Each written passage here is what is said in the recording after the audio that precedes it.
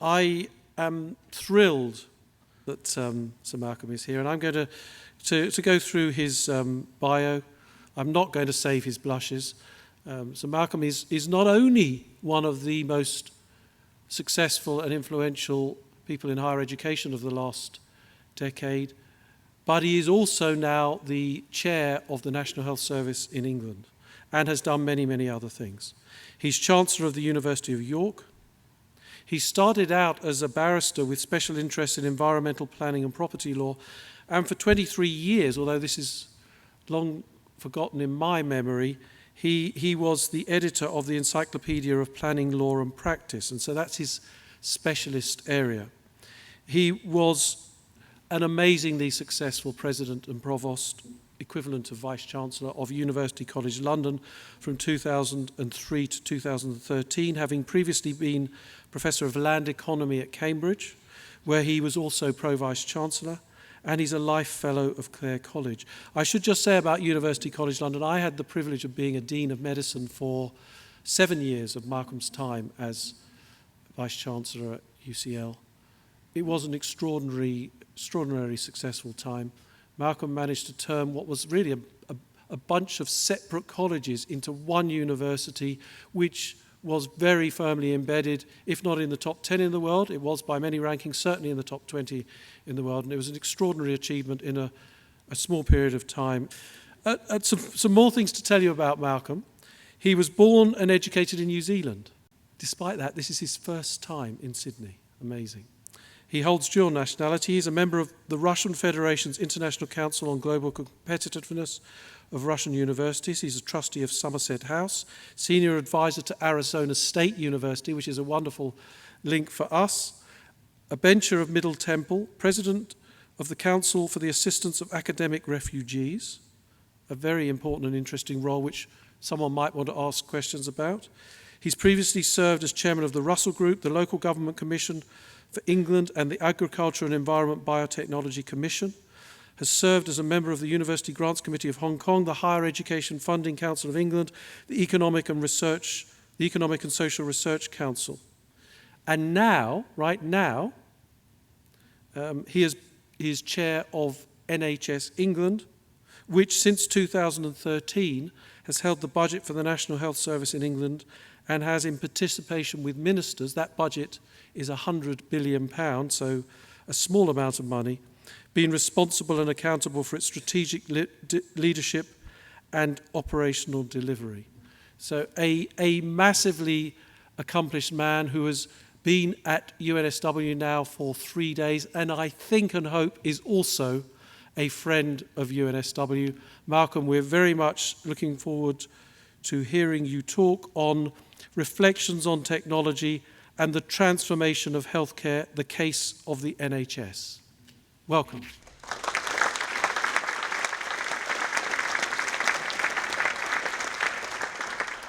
I don't know where to start after that introduction, much of which was true enough, but hyped up to rather a great extent. So it's an enormous pleasure to be here and to have an opportunity to address this symposium tonight. And I wanted to address something really quite specific, which is the role of technology in the transformation of healthcare, but wrapping it specifically around the NHS. And I start with this proposition that across the entire globe, healthcare today remains a cottage industry.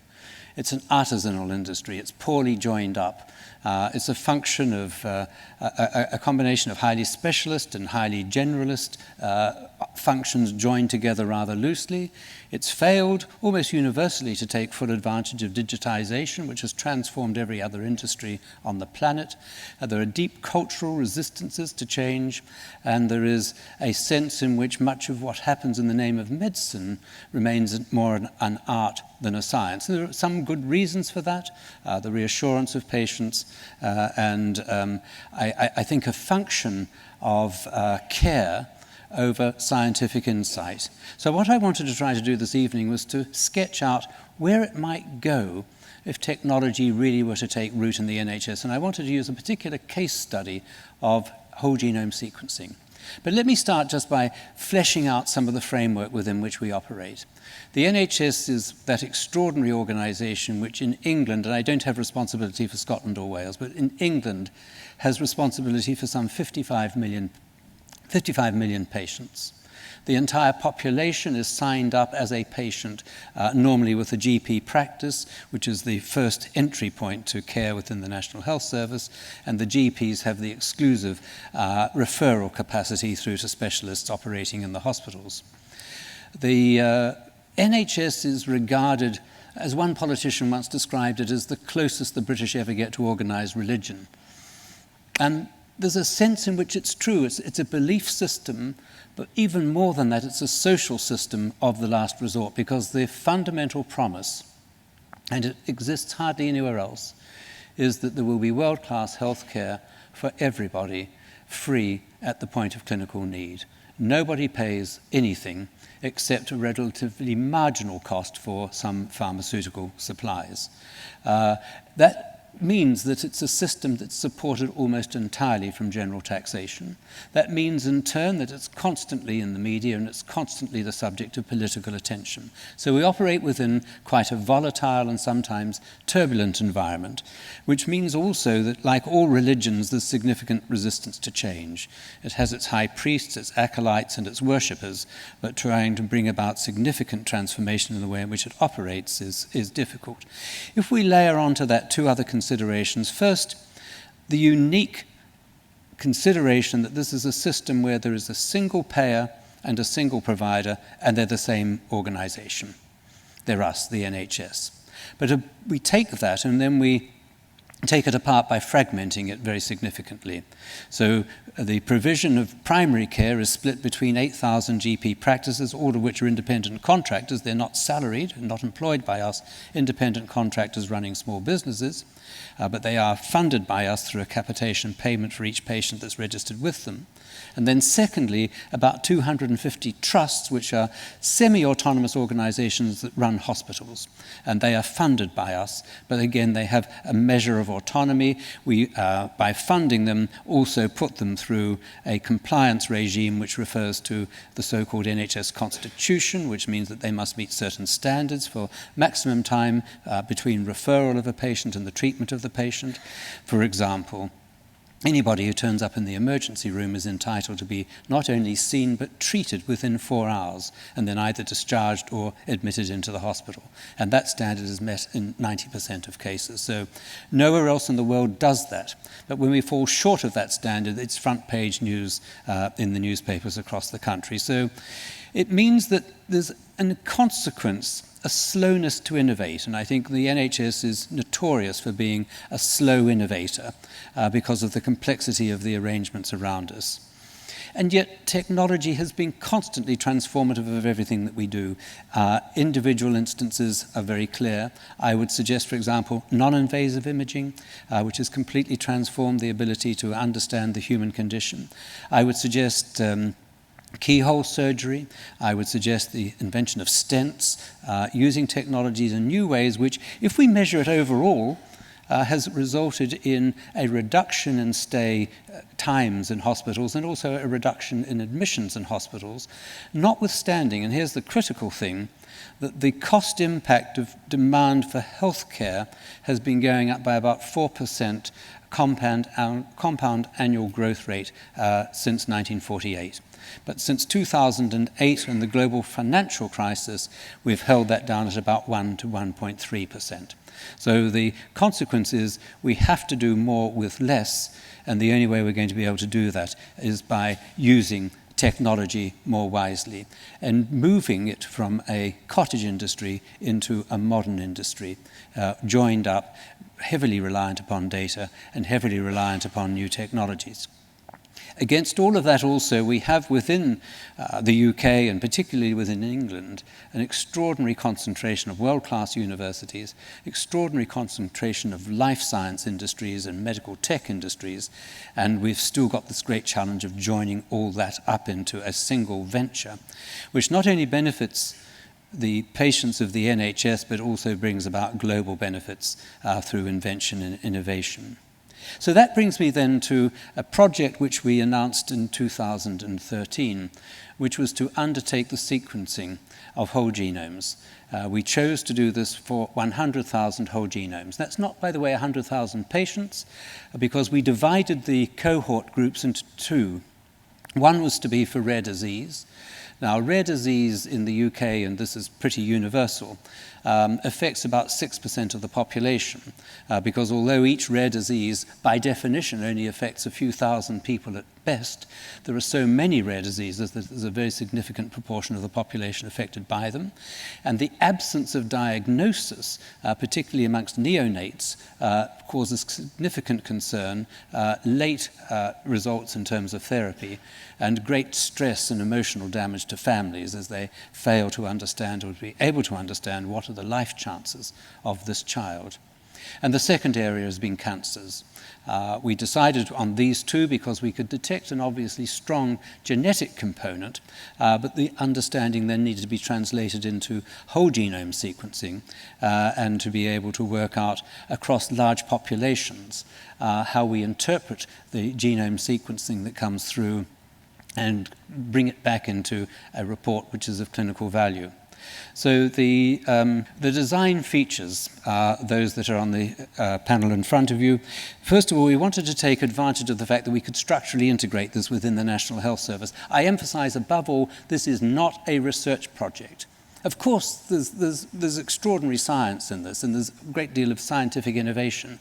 But for us, that was secondary to this becoming a process for transformation of the way in which the National Health Service operates. So not a research project, but structurally integrated. We then set up 13 genomic medicine centers, and this, by the way, is illustrative of the fact that it's a transformation rather than a research project. We could have got 100,000 samples just by looking at one city. We could have just taken London, and we would have quite easily filled our sample requirement. But we wanted to do this by reaching out 13 centers across the whole of England, and then adding to them a lot of local delivery partners. So if we took an area such as Manchester, one genomic medicine centre, but probably as many as 20 hospitals in the region feeding in samples to the centre.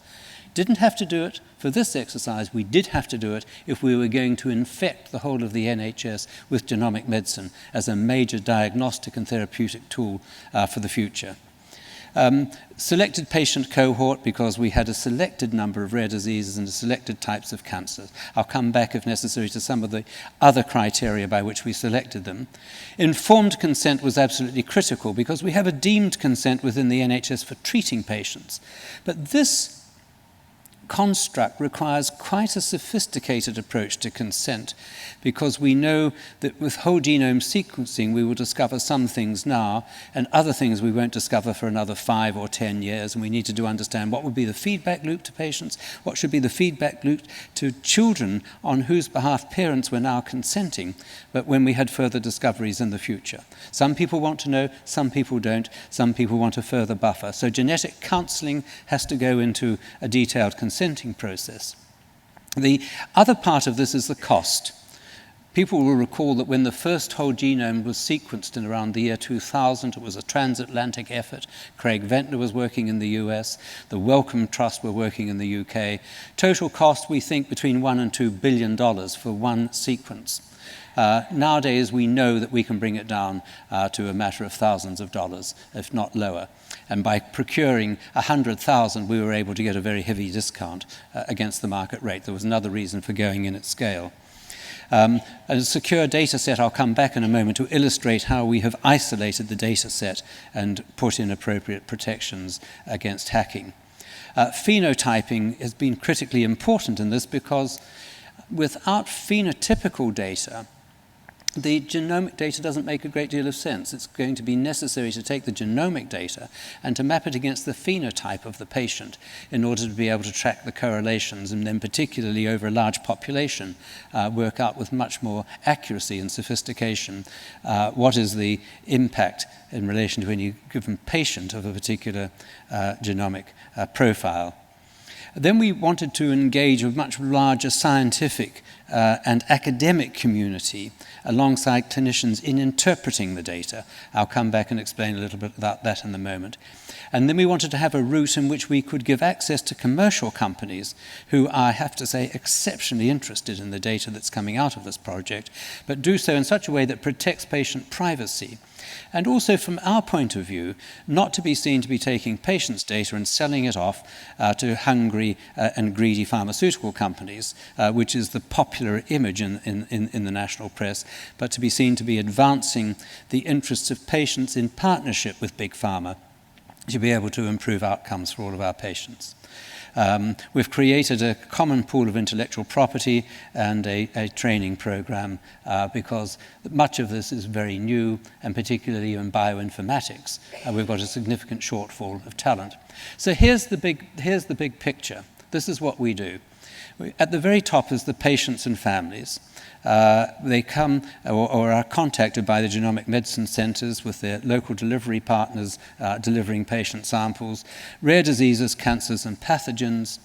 Much of this I've mentioned, the molecular pathology and the samples. What then happens? Let me just explain one or two issues about the samples, because this has been extremely difficult. In relation to rare diseases, relatively straightforward, because we can take blood samples and liquid biopsy. The critical thing with rare diseases, however, has been the cultural issue.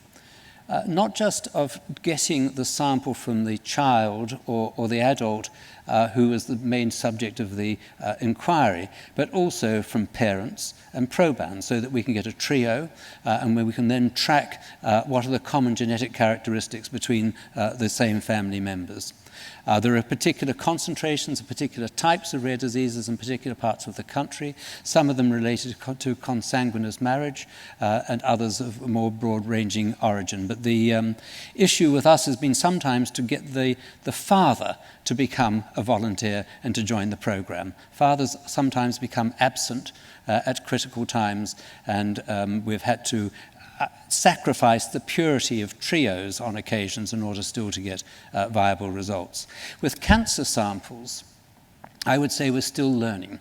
Cancer samples, we started off assuming that the traditional way of preserving biopsy material, which was formalin-fixed, paraffin-embedded, would be right for the program, but it turned out not to yield sufficiently viable DNA for sequencing in this model. It can be varied, it can be improved as a technique, and we're working on that with Illumina, who are our sequencing partners. But we've had to move much more towards using fresh frozen tissue. That means we have to refit our operating theatres. I mean, there's an enormous knock-on impact already within our hospitals and our local delivery partners to create viable samples. Secondly, there was a scientific wish that the samples that we use for cancer should be treatment naive. In other words, to produce samples before any treatment had been commenced. Now, the problem with that is that any clinician presenting with a new patient with declared cancer must institute treatment straight away. There's no point in delaying in order to take a research sample for a project such as this. So there's been quite a tension around that, and I would say we're still now behind on the submission of cancer samples, but there is, I think, now emerging from that a valid and exciting way of going about it. So the samples then are fed in from these regional structures into a central repository. And not only are we taking samples for whole genome sequencing, but future samples for multi-omics, and I'll come back to that and what that means for our ambition to drive through a model of personalised medicine in the NHS. Sequencing is undertaken by Illumina, who have created a new sequencing centre along with the Wellcome Trust just outside Cambridge. And then the material goes into the life course registry linked to anonymized whole genome sequence. And material, as you see, is coming in from the right-hand side from phenotypic data sources, primary care, hospital episode statistics, cancer registries, rare disease registries, and bringing all the data into one repository so that we can map genotype and phenotype. Now, the next box down is a critical addition to all of this, which is to create an interpretation community. Some of the interpretation can be relatively straightforward. Much of it is hugely complex. And so we've assembled some 2,000 academics and clinicians to run the so-called GSIP model. And we are building up within this the capacity to provide and ultimately to automate a reporting pipeline that goes from the submission of sample right back through to the ultimate reporting of clinically valuable material to the clinician. You'll then see a thin red line. Everything above the red line is data that is potentially patient identifiable. Everything below the red line is not. And below the red line is the point at which we grant access to clinicians and academics for research purposes, for training and capacity, and for industry. I'm happy to talk about industry subsequently, but just to let you know, we have two models of industrial engagement, one for large pharma and one for SMEs, and with different pricing points for access to the model. So then I just want to illustrate how this varies from a traditional research program, and it's along the following lines. The traditional way on the left-hand side, if we were doing this as a genomics research, we would create a hypothesis, we would go out and raise the funds, we'd form collaborations, analyze and validate the results, we'd then go into publication, dissemination, translation, and then ultimately into healthcare adoption and implementation. Sometimes projects fail before they get to that final point, and that often is the most difficult point. In the right-hand column is our model. We've got the hypothesis, we know what the hypothesis is, we've brought together the active partners, we want enhanced interpretation linked directly to implementation. This is not about research, publication and learned journals, this is primarily about bringing benefits at pace to patients. If you look at the blue arrows on each side, model research query 17 years, model the GSIP way query 3 years, at much accelerated ambition to bring benefits to patients. And that is not just individually. So once we automate the pipeline, it ought to be possible for a clinician to get a report in a matter of weeks. At the moment, I have to say there are blockages in the pipeline which we're slowly working through because the informatics are hugely complex. But over time, we should reduce that to a matter of weeks. And when we've got blockages, for a cancer patient, the consent to this exercise is often knowing that it will never be of benefit to them. And we need to accelerate it so that we can produce benefit to cancer patients. So we then turn to, I think, what is the valid next stage is how do we take the 100,000 genomes exercise and convert it into something that starts to move us much more in the direction of personalized medicine. There are very specific outcomes from this that we know that will reflect that. One is pharmacogenomics, being able better to attune treatments such as chemotherapy to the genomic profile of any individual. But beyond that, we need to be able to bring together the other omics of transcriptomics, proteomics, metabolomics, and assemble around this a profile which uses not only whole genome sequencing, but biomarkers developed in other ways to more specifically profile individuals. And that means that we start to move from there through this process of using the data and combining the data to a model which becomes slowly less about illness and more about health. And this is the point at which the whole system starts to transform. This slide merely gives us a vision of the data collection, combination, and analysis. But let me then turn to say, well, what is the next transformation phase? 100,000 genomes will be completed by 2018. The knowledge that we get from that will not be completed by 2018. That will be continuing. Our vision then for the National Health Service is that we should have some aspects for the future that are national and central. So, for example, maintaining that central database so that any clinician in the future who commissions a whole genome sequence will actually have all of that data fed into the knowledge base, which will help to inform future developments as well as the treatment of their own patient. We're trying to work out how we then, by continuing to bring down the cost of whole genome sequencing, can make it a cheaper and better alternative to panels and to exomes.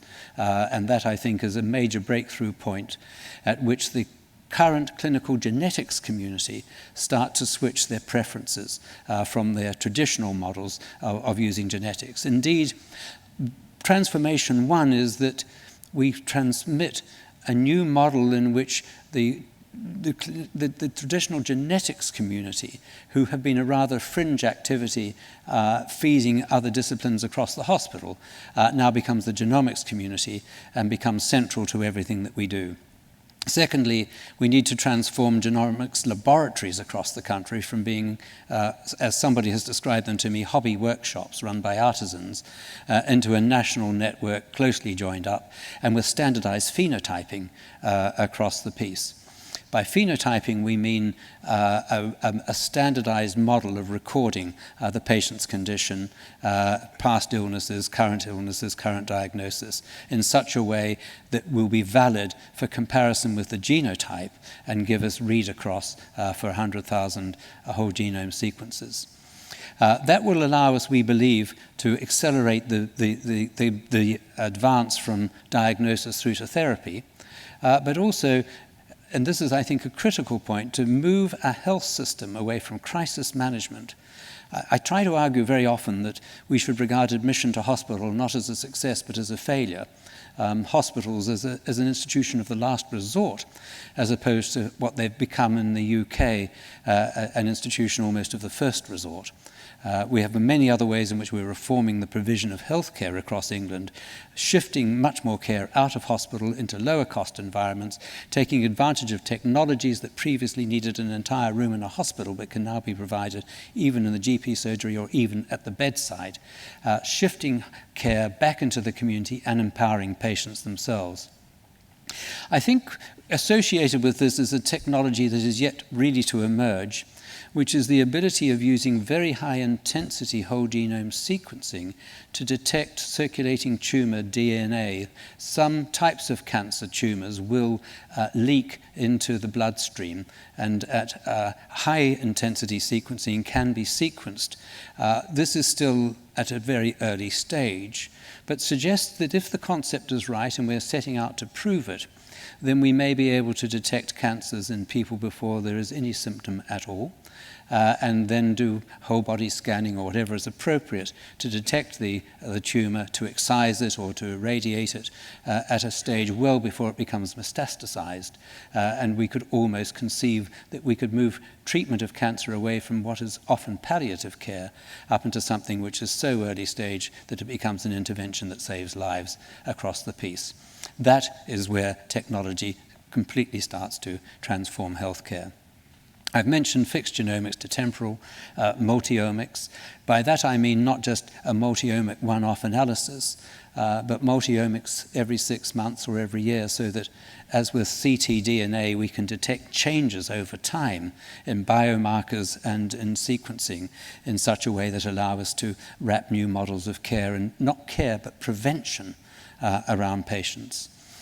The enhanced knowledge base I take for granted, as I do the International Consortia of Knowledge. And the proof of cost savings for healthcare systems, health economists will spend a lot of time arguing about this, but it seems to me to be unarguable that the cost of diagnosis will fall quite substantially as whole genome sequencing moves beyond cancer and beyond rare diseases and into cardiac disease and into immune diseases, where we know there is a significant genetic and genomic influence, and where we can start to move, I think, bring about significant reductions in morbidity and early mortality, and start to move the whole of the NHS from a cottage industry to one which has efficiency and has safety and at scale. Thank you very much.